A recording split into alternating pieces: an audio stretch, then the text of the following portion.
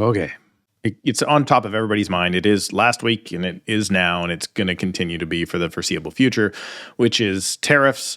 And particularly because this is a real estate channel in Canada, how those tariffs coming in could affect the real estate market, or how they could not coming in could also affect the real estate market. So a couple of points that I want to cover, and excuse my eyes if I'm going up and down reading a few things here today because it's off the cuff. First thing, if these tariffs come in at 25%, it's pretty much, I think, granted now that most people think a 25% tariff could negatively impact our GDP by as much as about 3 to 3.5, maybe 4%. So let's call it 3.8%.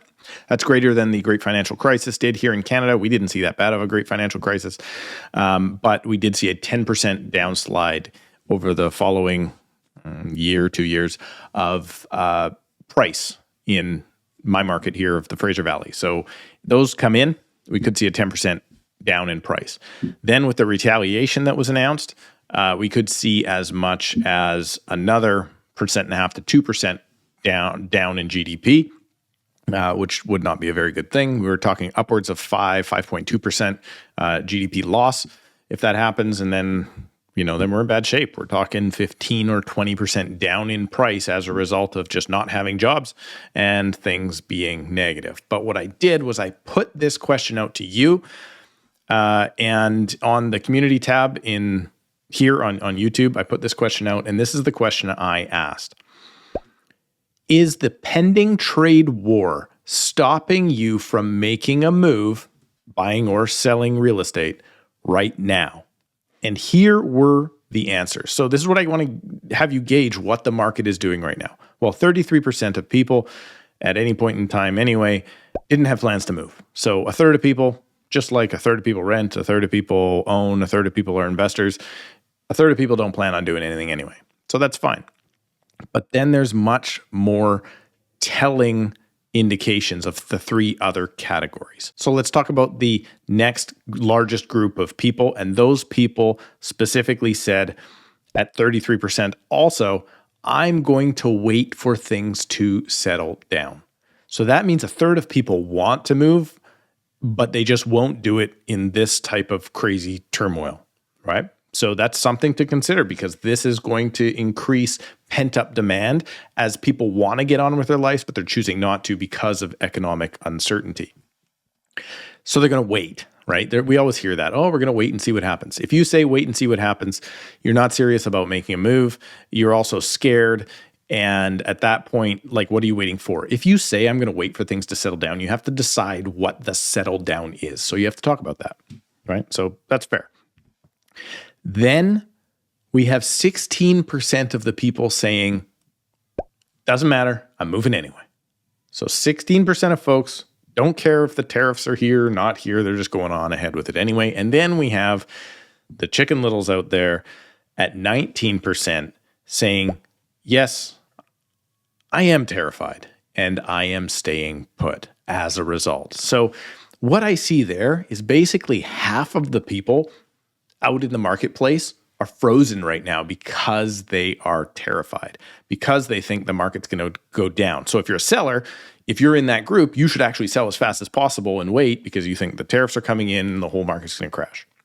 But let's talk about the positives. People aren't really focused on the positives of what this might be. They just think the big crazy guy in the South is making things hard on them and he's nuts. But let's talk about the positives that are coming out of this. First, let's just talk about the elephant in the room. This is more proud Canadians that I've seen in a long, long time. I will even go so far as saying the Trudeau speech that he did on that Saturday night to talk about the announcements of the tariffs before they weren't announced or they didn't come in, before they were, I guess, postponed by a month. That was the best speech that guy's given in a long time. I don't like him. Pretty good speech. Really brought Canadians together. Canadians are starting to think about what should we do for ourselves rather than think about Big Brother down the way. So there could be short-term pain, but then Canadians are going, wait a minute, there's opportunity here. And that's really what I want to focus on here today. Even here, if you watch this channel, you know how much I crap on the BC NDP. I think they do a lot of terrible stuff. I think their mindset is wrong. I think they're doing terrible things to our economy. But then I read this article, and it appears to me like that guy down south may have motivated our politicians to start doing positive things for Canadians, where they've been sitting and being complacent for the longest time. For example, here in BC, our Premier, David Eby, has now decided to kickstart 18 energy and mineral operations. In other words, to start fast-tracking things like an LNG, I guess you would call it, project coming out of Kitimat, gold mines, silver mines, copper mines, and I mean, we're on the left coast here, so it's got to be wind turbines too for some reason. But think about that. Finally, something that happened down south, not only do we maybe the positives of this whole thing just be what was announced this week, which is more border security, which everybody wants. I want more border security, specifically lately when people just seem to walk across the borders often as they feel like it.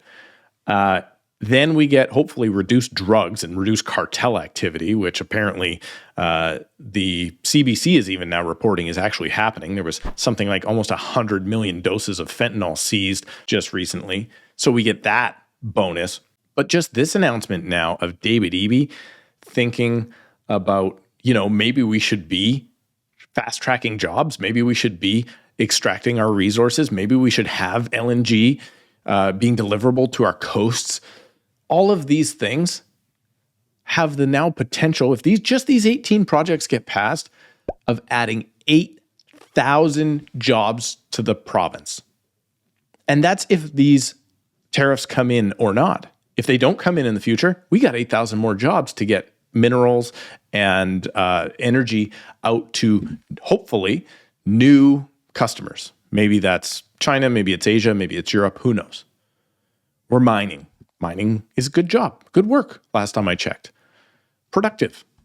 And we need production right now. So if out of this whole craziness comes a bunch of uncertainty and the tariffs come in and things are bad, yes, that's bad.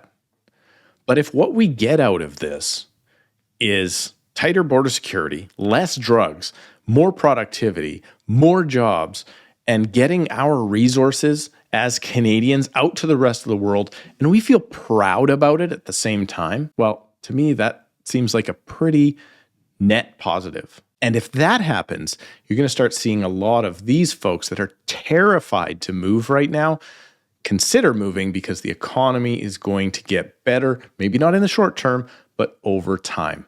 And that is a fantastic thing for Canadians.